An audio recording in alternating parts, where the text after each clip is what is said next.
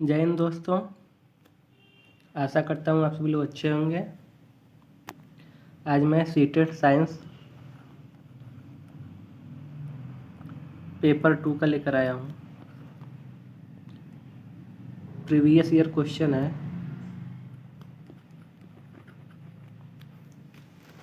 Previous year 2022 का 6 जनवरी 2022 का है। ठीक, सीटेट के एग्ज़ाम में अब कब समय रह गया है? ज़्यादा नहीं, मात्र 15 दिन, 20 से स्टार्ट है शायद।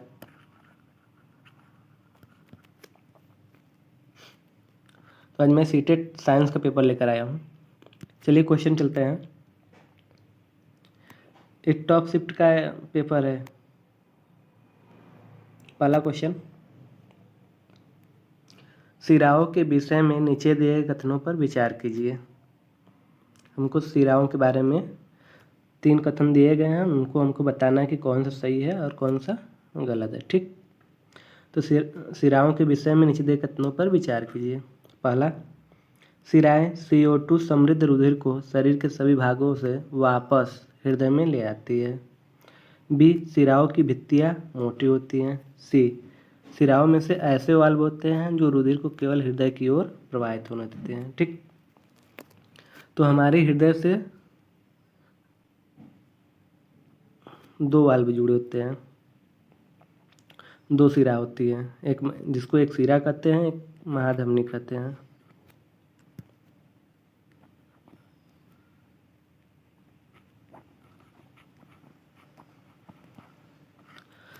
महाधमनी से क्या होता है? शुद्ध रक्त। महाधमनी में शुद्ध रक्त बहता है। ठीक, और सिरा में अशुद्ध रक्त बहता है। ठीक, तो महाधमनी में हृदय, यहाँ पे हृदय बना देते हैं। हृदय से क्या होता है कि रक्त महाधमनी में जाता है और पूरे शरीर में इसके बाद फैलता है। ठीक, और अशुद्ध रक्त में क्या होता है कि पूरे शरीर से सिरा के द्वारा अशुद्ध रक्त किस में जाता है? फिर हृदय में जाता है। ठीक है, वापस ले जाती है। तो इसके आधार पे हम क्या बता सकते हैं? ऑप्शन ए, सिरा CO2 समृद्ध रुधिर को, क्योंकि अब अशुद्ध रक्त है तो उसमें क्या होगा? कार्बन डाइऑक्साइड अवेलेबल होगा, तो समृद्ध रुधिर को शरीर के सभी भागों से वापस हृदय में ले आती है। तो इसका ए वाला सही हो जाएगा ऑप्शन, कि सिरा वापस हृदय में लेकर आती है। ठीक, पूरे शरीर से। ऑप्शन बी, सिराओं की भित्तियाँ मोटी हैं, ये गलत है। सिराओं की भित्तियाँ क्या होती हैं? पतली होती हैं। सिराओं की भित्तियाँ क्या होती हैं?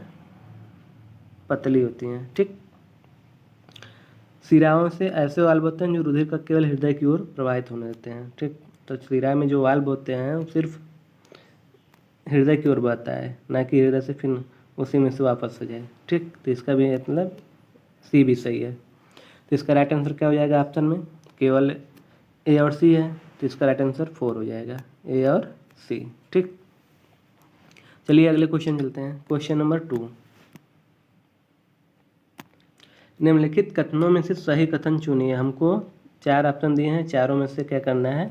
सही बताना है कि कौन सा ऑप्शन सही है।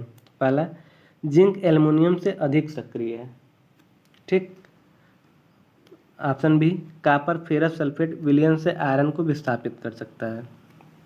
Option C, iron copper sulphate विलयन से कॉपर को विस्थापित कर सकता है, परंतु एल्युमिनियम सल्फेट से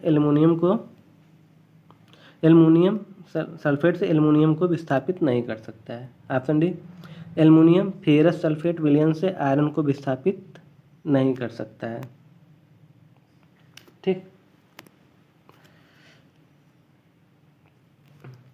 तो अब देखिए इसमें कौन सा सही है। पहले तो हम जान लें कि यहाँ पे धातु है, जिंक है, एल्युमिनियम है, कॉपर फेरस सल्फेट। ठीक, तो सबसे पहले जान लें कि सक्रिय और कम सक्रिय, मध्यम सक्रिय कौन से जिंक होते हैं। ठीक, कौन से तत्व होते हैं। तो सक्रिय, सबसे ज़्यादा सक्रिय धातु कौन कौन से होते हैं? पहला है पोटेशियम, सोडियम, कैल्शियम, मैग्नीशियम और एल्युमिनियम। ठीक, ये सबसे अधिक सक्रियशील धातु हैं, अधिक सक्रियशील धातु हैं। ठीक, मध्यम में कौन कौन सा आएगा? मध्यम में जिंक आएगा, आयरन आएगा, पीबी आएगा मतलब लेड, और इसके बाद तुम्हारा कापर। ठीक, हाइड्रोजन इसके पहले आता है, लेकिन हाइड्रोजन क्या है? धातु नहीं है। ठीक है, इसके बाद सबसे कम क्रियाशील, कम सक्रिय धातु या अभिक्रियाशील धातु। ठीक, तो कौन कौन से हैं इसमें? Hg और Au। ठीक, तो इसके आधार पे हमको क्वेश्चन को सॉल्व करना है। अब जिंक एल्युमिनियम से अधिक सक्रिय है, हमसे अधिक सक्रिय पूछा है, तो जिंक क्या है? मध्यम सक्रिय है, तो इसमें कह रहा है जिंक एल्युमिनियम से अधिक सक्रिय थे, तो गलत हो जाएगा ऑप्शन ए। ठीक, क्योंकि सबसे अधिक सक्रिय कौन सा धातु है? जिंक के अपेक्षा एल्युमिनियम जिंक से अधिक सक्रिय है एल्युमिनियम। ठीक, कापर फेरस सल्फेट विलयन से, कापर कह रहा है फेरस सल्फेट विलयन से आयरन को विस्थापित कर सकता है? नहीं। क्यों? क्योंकि आयरन क्या है? कापर से अधिक क्रियाशील है, तो कापर को आयरन विस्थापित कर देगा, लेकिन कापर को मतलब आयरन कापर को विस्थापित कर देगा, लेकिन कापर आयरन को विस्थापित नहीं कर पाएगा। ठीक, तो ये भी गलत हो जाएगा। आयरन कापर सल्फेट विलयन से कापर, देखो यही है ना, आयरन कापर सल्फेट विलयन से कापर को विस्थापित कर सकता है। ठीक, तो ये तो इतना सही है। इसके आगे देखते हैं, परंतु एल्युमिनियम सल्फेट से एल्युमिनियम को विस्थापित नहीं कर सकता है। कौन? आयरन। क्यों? क्योंकि जो आयरन है एल्युमिनियम से कम क्रियाशील है, तो जो अधिक क्रियाशील होगा वही ना विस्थापित करेगा। ठीक, इसका राइट आंसर क्या हो जाएगा? Option C. ठीक है, एल्युमिनियम फेरस सल्फेट विलयन से, अब यहाँ फेरस मतलब आयरन, तो आयरन क्या एल्युमिनियम को विस्थापित कर सकता है? तो यहाँ पर दिया नहीं कर सकता है, एल्युमिनियम आयरन को विस्थापित कर सकता है, लेकिन आयरन जो है एल्युमिनियम को विस्थापित नहीं कर सकता है, तो ये भी गलत हो जाएगा। ठीक, क्योंकि एल्युमिनियम फेरस सल्फेट विलयन से आयरन को विस्थापित कर सकता है, लेकिन यहाँ पे दिया है नहीं। ठीक है, तो डी भी गलत, तो इसका राइट आंसर क्या हो जाएगा? Option C. ठीक है, चलिए अगले क्वेश्चन पर। क्वेश्चन नंबर 3, सौर परिवार के 8 ग्रहों में से 6 ग्रह अपने अक्षों पर पश्चिम से पूर्व की ओर घूर्णन करते हैं। अन्य 2 ग्रह जो अपने घूर्णन अक्षों पर पूर्व से पश्चिम की ओर करते हैं, कौन से हैं? ठीक, तो आपके लिए एक क्वेश्चन है, जो हमारा पृथ्वी है वो किस ओर घूर्णन करता है? किस ओर घूर्णन करता है? ठीक, ये आपको बताना है। ऑप्शन देखते हैं। ऑप्शन ए बुध यूरेनस, ऑप्शन बी बुध नेपच्यून, ऑप्शन सी शुक्र नेपच्यून, ऑप्शन डी शुक्र और यूरेनस। ठीक, तो इसमें से हमको क्या बताना है कि पूर्व से पश्चिम कौन घूमता है? बकिया 8 होते हैं, 8 में से 6 क्या होते हैं? पश्चिम से पूर्व घूमते हैं, पश्चिम से पूर्व मतलब क्लॉकवाइज, और 2 क्या होते हैं? एंटी क्लॉकवाइज घूमते हैं।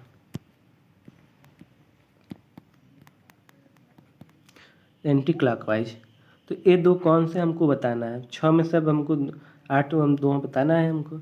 ठीक, तो बुध और यूरेनस, बुध नहीं घूमता है, बुध पूर्व से पश्चिम से पूर्व की ओर घूर्णन करता है।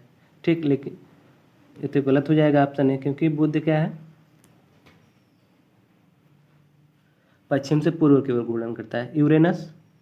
यूरेनस करता है पूर्व से पश्चिम की ओर, पूर्व से पश्चिम की ओर घूर्णन करता है। ठीक,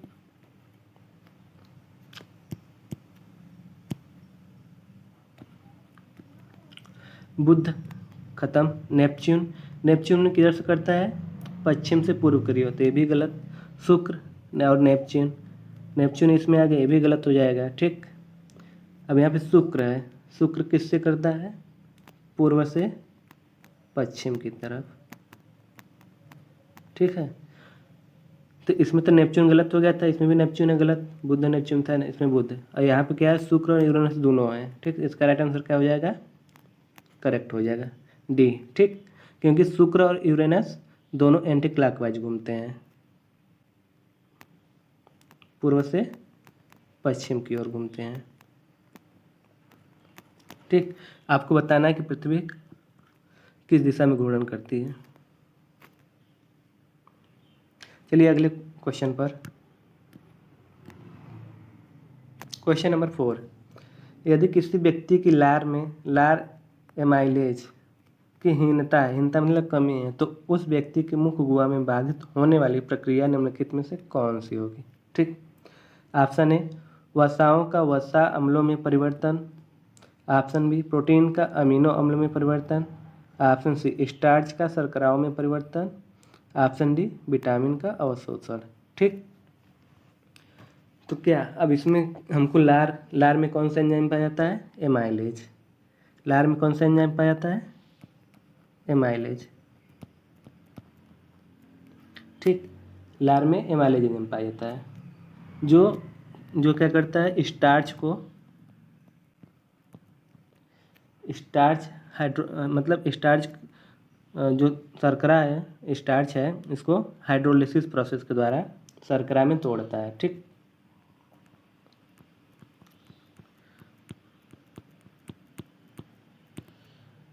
हाइड्रोलिसिस प्रोसेस के द्वारा किस में तोड़ता है, शर्करा में,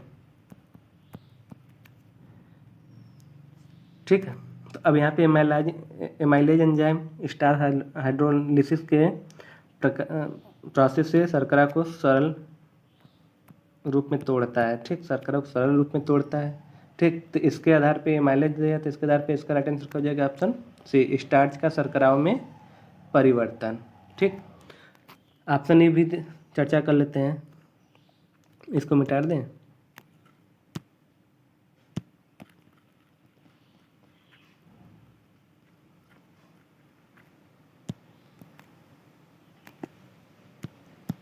ऑप्शन ए क्या करें, वसाओं का वसा अम्लों में परिवर्तन। तो वसाओं का वसा अम्लों में परिवर्तन किस एंजाइम के द्वारा होता है, लाइपेज एंजाइम के द्वारा,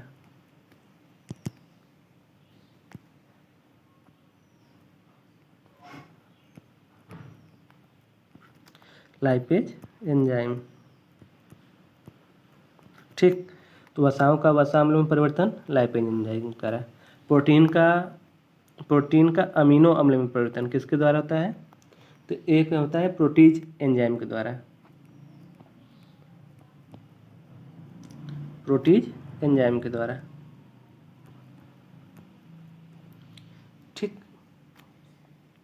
अब ऑप्शन डी, विटामिन का अवशोषण कहाँ होता है, विटामिन डी का अवशोषण छोटी आंत में होता है, विटामिन डी का अवशोषण छोटी आंत में।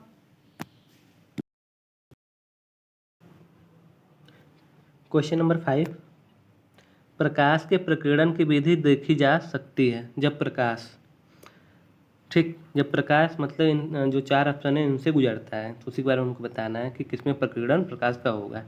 ऑप्शन ए, साबुन के बुलबुलों से गुजरता है। ऑप्शन बी, सीढ़ी की सतह पर पड़ता है। ऑप्शन सी, वर्षा की बूंदों से गुजरता है। ऑप्शन डी, चमकते कंचों पर फोकस करता है। तो प्रकाश का प्रकीर्णन क्या होता है, प्रकाश का प्रकीर्णन मतलब बिखराव होना, किसका बिखराव, प्रकाश का, किस पर पड़कर बिखराव होगा, ठीक। तो अब इसके अनुसार हम जान लेते हैं, साबुन के बुलबुलों से गुजरता है, तो जाहिर सी बात है जब उससे गुजरेगा तो प्रकाश का प्रकीर्णन होगा। तो राइट आंसर क्या हो जाएगा, ऑप्शन ए, सीढ़ी की सतह पर पड़ता है। तो सीढ़ी की सतह, जो हम लोग का पहले सीढ़ी वाला कैसा चक्का आता था उस पर प्रकाश पड़ता था, तो क्या होता था, कई 7 रंगों में चमकता था, इंद्रधनुष के टाइप का। क्या हो रहा है, इसमें प्रकाश का प्रकीर्णन भी हो रहा है ना, तो इसका राइट आंसर भी हो जाएगा। वर्षा की बूंदों से गुजरता है, तो वर्षा की बूंद से ही क्या होता है, आकाश में इंद्रधनुष बनता है। तो इंद्रधनुष किसका उदाहरण है, प्रकाश के प्रकीर्णन का, तो इसका राइट आंसर सी भी हो जाएगा, ठीक। तो ए बी सी, तो इसका राइट आंसर ऑप्शन 1। कुछ केस में तुम्हारा चमकते कंचों पर भी फोकस होता है, जो ए भी उदाहरण हो सकता है, ठीक। कब? एक कंडीशन के आधार पे होगा, ठीक है। जब कंडीशन फेवरेबल होगा इसके आधार पे ये चमकेगा, ठीक। चलिए अगले क्वेश्चन पे, क्वेश्चन नंबर 6। निम्नलिखित में से सही कथन चुनिए।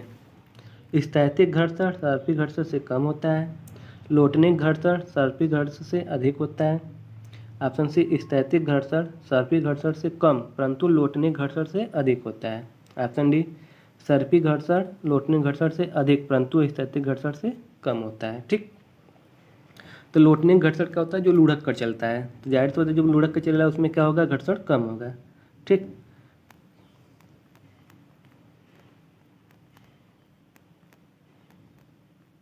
लोटनिक घर्षण, ठीक, कम होगा।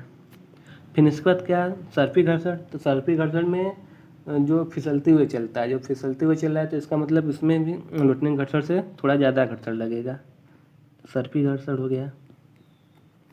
फिर इसके बाद आएगा स्थैतिक घर्षण, जो स्थित है, जो गतिमान नहीं है। स्थित क्यों है? क्योंकि उस पर सबसे अधिक घर्षण लगा हुआ है, ठीक। तो सबसे कम। अब इसी के आधार पर हमको सॉल्व करना है कि कौन सा ऑप्शन सही है। तो हमको ये वाला तो गलत हो जाएगा, स्थैतिक घर्षण सर्पिल घर्षण से कम है, सर्पिल घर्षण से अधिक है स्थैतिक घर्षण, ठीक। लोटनिक घर्षण सर्पिल घर्षण से अधिक होता है, ये भी गलत।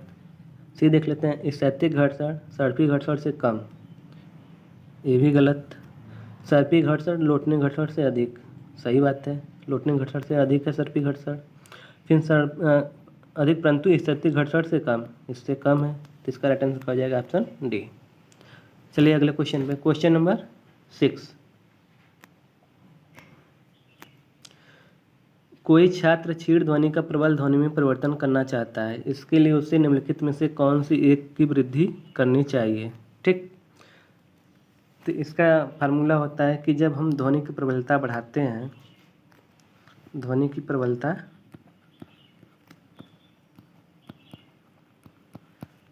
प्रबलता किसके समानुपाती होता है?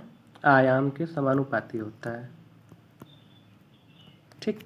मतलब अगर ध्वनि की प्रबलता अधिक करेंगे तो आयाम भी क्या होगा? बढ़ेगा। तो यहाँ पे यही कह रहा है ना, प्रबल ध्वनि में परिवर्तन करना चाहता है, तो इसके लिए निम्नलिखित में से किस एक की वृद्धि करना है? तो आयाम की वृद्धि होगी, तो इसका राइट आंसर क्या हो जाएगा? ध्वनि की आयाम, ठीक है। ये दोनों तीनों क्या होते हैं? गलत हो जाएंगे।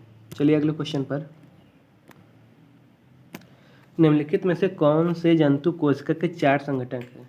तो हमको क्या बताना? जंतु कोशिका के, ठीक। जो प्लांट कोशिका में पाया जाएगा उस देखते हुए ऑप्शन में उसको कट कर देंगे। कोशिका झिल्ली जंतु कोशिका में पाया जाता है, कोशिका द्रव ये भी पाया जाता है जंतु कोशिका में, केंद्रक ये भी पाया जाता है, रिक्तका ये भी पाया जाता है, ठीक। तो अभी तक तो सबसे एप्रोप्रिएट ए मिला, ए। बी देख लेते हैं, कोशिका झिल्ली पाया जाता है जंतु कोशिका में, कोशिका भित्ति ये प्लांट सेल में पाया जाता है, ठीक। कोशिका भित्ति सेल वाल है, तो इसका मतलब भी गलत। सी देख लेते हैं, कोशिका झिल्ली हरित लवक भी किसमें पाया जाता है? प्लांट में पाया जाता है, ठीक। तो ये भी गलत। कोशिका भित्ति इसमें भी है, तो ये भी गलत। इसका राइट आंसर हो जाएगा ऑप्शन ए, कोशिका झिल्ली, कोशिका द्रव्य और केंद्रक और रिक्तका है, ठीक। कहीं सेंट्रोसोम दे देगा तो भी क्या है? जंतु कोशिका है, ठीक है। चलिए अगले क्वेश्चन पर, ओजोन के बारे में नीचे दिए गए कथनों पर विचार कीजिए।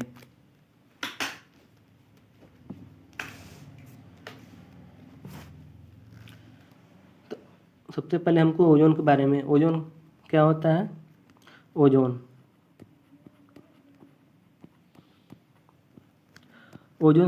समताप मंडल में पाया जाता है, समताप मंडल में पाया जाता है, ठीक।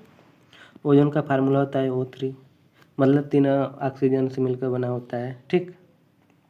अब देख लेते हैं, ओजोन क्या करता है कि सूर्य के पराबैंगनी किरणों को अन्य पृथ्वी पर आने से रोकता है, एक तरह से क्या करता है कि प्रोटेक्शन का काम करता है। तो ऑप्शन देख लेते हैं, ऑप्शन ए, ओजोन वायुमंडल के उच्च स्तर पर ऑक्सीजन पर पराबैंगनी किरणों की क्रिया से बनती है, तो सही हो जाएगा ऑप्शन ए, ठीक। ऑप्शन बी देखते हैं, यह सूर्य से आने वाली हानिकारक पराबैंगनी विकिरणों से हमारी रक्षा करती है, ये भी सही हो जाएगा, ठीक। ऑप्शन आज ओजोन ऑक्सीजन से भिन्न नहीं है, ये गलत है। ऑक्सीजन O2 होता है, लेकिन ये क्या है? O3 है, तो भिन्न नहीं है। ओजोन का ऑक्सीजन में अपक्षरित होना रासायनिक अभिक्रिया नहीं दिया, अगर नहीं रहता तो ये क्या होता है, डी सही हो जाता है। तो इसका मतलब राइट आंसर क्या हो जाएगा, ऑप्शन ए और बी। तो 4 ए और बी क्या हो जाएगा, सही। सी और डी क्या है, गलत। चलिए अगले क्वेश्चन पर। क्वेश्चन नंबर 9, जैव विविधता के बारे में दिए गए कथनों पर विचार कीजिए। यह सघन वनों में अधिकतम होता है। एकदम सही। जैव विविधता सबसे ज़्यादा कहाँ होगा, जहाँ पे ज़्यादा सघन वन रहेंगे, जैसे में ब्राज़ील का जंगल। ठीक। समुद्र में भी बहुत सारे एरिया होते हैं कि जहाँ पे जैव विविधता अधिक होती है, जैसे में कोरोमंडल तट, मन्नार की खाड़ी, वहाँ पे भी जैव विविधता अधिक होता है।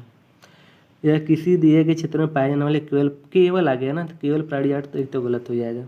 यदि किसी दिए गए क्षेत्र में उपस्थित किसी एक विशेष स्पीसीज की वैशिष्ट्यों, एक स्पीसीज नहीं, एक विशेष स्पीसीज नहीं, बहुत सारे स्पीसीज होते हैं इसमें। यह किसी दिए गए क्षेत्र में उपस्थित विभिन्न जीवों, पादप और प्राणी जातियों की, तो एक हो जाएगा, सही हो जाएगा ऑप्शन डी और ऑप्शन ए। तो देख लेते हैं ऑप्शन में ए और बी, ए और डी। ऑप्शन क्या क्या है, ए बी, तो ये तो गलत हो जाएगा। बी सी, ए भी गलत, सी डी भी गलत, ए और डी। ठीक, इसका राइट आंसर क्या हो जाएगा, ए और डी। चलिए अगले क्वेश्चन पर। क्वेश्चन नंबर 10, निम्नलिखित में से कौन सा 3 पेट्रो रसायन, मतलब पेट्रोलियम रसायन से, पेट्रोलियम और प्राकृतिक गैस से प्राप्त होने वाले उत्पाद हैं, के समूह को निरूपित करता है। ठीक, देख लेते हैं कि पेट्रोलियम और प्राकृतिक गैस से कौन सा उत्पाद होने वाले प्राप्त कौन कौन से हैं। Option A diesel, option B kerosene, option में डीजल, केरोसिन और रेयान। तो रेयान क्या होता है, रेयान प्राकृतिक प्राप्त होता है, तो एक हो जाएगा, गलत हो जाएगा। ऑप्शन बी पेट्रोल, डीजल और कास्टिक सोडा, कास्टिक सोडा भी प्राकृतिक से नहीं प्राप्त है, भी गलत। स्नेहक तेल, पॉलिस्टर और बिटुमेन, एक होता है पेट्रोलियम और प्राकृतिक गैस के प्राप्त होने वाले उत्पाद हैं।